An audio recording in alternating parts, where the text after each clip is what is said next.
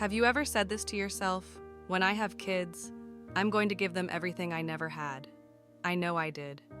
And if you're a parent, chances are you've said something like that too. You imagine giving them love, safety, stability. You think if I just give them what I never had, maybe I'll finally break the cycle. But here's the truth. You can't give away something you've never truly experienced yourself. And that's why parenting isn't only about raising kids. Parenting is also about healing the child who still lives inside of you. I still remember being 14, sitting in the cafeteria, staring at a tray of food I didn't want, wishing someone would notice me, or lying in bed at night, staring at the ceiling, thinking, does anyone actually see me? Maybe you've been there too. Maybe you remember how heavy that age felt. That 14-year-old version of me, that kid is still alive inside of me, and so is yours. If nobody comforted that child, if nobody said you're safe, you matter, then that pain doesn't vanish. You carry it. You go to college, you get a job, you pay bills. Outwardly, you look like an adult. But emotionally, a part of you is still that teenager. And when you become a parent, that wounded teenager doesn't disappear. You bring them into your parenting. So here's what happens. We grow up, we have kids, and we promise I will do better. I will give my children what I never had. But reality shows up. If you never felt safe, how do you create a safe home? If you never received unconditional love, how do you show that love easily? If you were never truly listened to, how do you listen without judgment? We try, we work long hours, we buy toys, we plan vacations, we hope it's enough. But sometimes, no matter how much effort we put in, those old wounds sneak back. They show up in the way we talk, they show up in the way we react. You want to be patient, but you snap. You want to be gentle, but it feels unnatural. You want to be calm, but inside you're triggered, just like you were at 14. Here's the hook. If you've ever thought, why did I just yell, that's not who I want to be, keep listening. This is for you. Psychologists call it intergenerational trauma. Pain that isn't healed doesn't stay put, it flows, from parent to child. Maybe your dad was distant because his father never hugged him. Maybe your mom yelled because she never learned another way. And now, maybe you catch yourself reacting in the same way you once promised you never would. But here's the hope. The cycle can end, and it can end with you. Yes, you, not someone else, not someday later, you, right now. You can be the one who says, this pain stops here. It will not pass through me into my kids. But to do that, you can't just focus on your children. You have to look inward. You have to face that 14-year-old inside of you and begin the work of healing. So how do you do that? Let me share 3 powerful steps. Step 1. Acknowledge the child within. Close your eyes. Picture yourself at that age, maybe sitting alone at lunch, maybe crying in your room, and say, I see you, I know you're still here, and I care. It sounds simple, but it's powerful, because for many of us, that child was invisible. Now, you can see them, and that's the beginning of healing. Step 2. Offer yourself what you needed back then. Ask, what did I need most when I was young? Maybe you needed someone to really listen. Maybe you needed to hear, you are enough, you are loved. Maybe you just needed a hug at the end of the day. Here's a tip. Write it down, speak it in the mirror, whisper it before bed.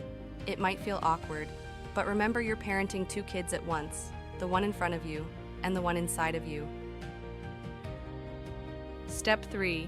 Break the automatic patterns. This is tough, but freeing. When your child triggers you, stop. Ask, is this my adult self reacting or my 14-year-old self? That pause creates space to choose. Instead of repeating the past, you can respond with love instead of fear, calm instead of chaos. I'll be honest, I've lived this. One night after a stressful day, my child spilled juice on the floor. I snapped. The look on their face broke me.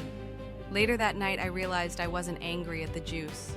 I was angry at the part of me that still felt unseen, unheard. That was my 14-year-old talking, and recognizing that gave me the power to do better next time. Maybe you've been there too. You come home exhausted, the house is loud, your kid is crying, and suddenly you explode. Or your teenager slams the door, your chest tightens, not just from the sound, but because you remember slamming your own door, and no one ever came. That's how the past bleeds into the present, until you decide to break the pattern. More everyday examples. Imagine dinner time. You're at the table. Your child refuses to eat vegetables. Instead of calmly guiding them, you feel heat rise. Suddenly your words are sharp. Later you wonder, why did that small thing upset me so much? That's not about broccoli, it's about you. Or think of Saturday soccer. Your child misses a goal. Something in you feels embarrassed, frustrated.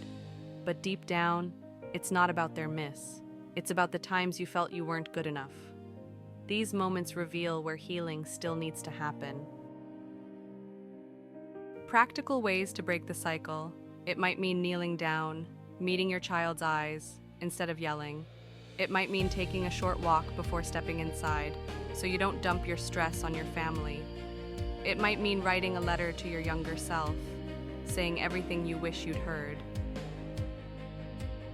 Some parents keep a picture of themselves at 14 by their bed. Each morning they look at that child and whisper, "I've got you now." Simple, but powerful. A reminder we're raising kids, and we're raising ourselves.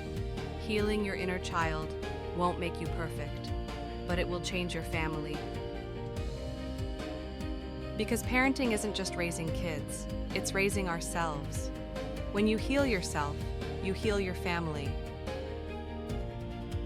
And the greatest gift you can give your child isn't money, it isn't a house, it isn't the latest gadgets. The greatest gift you can give is a healed and loving you.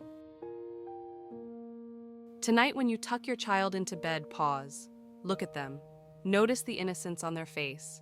And then remember, your younger self once looked that way too. They wanted comfort, they wanted safety, and now you can give it to them. This work takes courage, it takes humility. But imagine your children growing up with patience, with tenderness, with calm, because you chose to heal. That is a legacy of love. If this spoke to you, do two things. First, reflect. What's one wound from your childhood you don't want to pass on? Type it in the comments. Let's be real with each other. Second, share this video. Someone you know needs to hear it. Your friend, your sibling, maybe even your parent. And before you click away, take one more moment. Close your eyes. Picture that 14-year-old you. Tell them I've got you now. Then go hug your child. Pass love forward, because together we can break the cycle. Together, we can raise a generation who grow up not with wounds, but with love.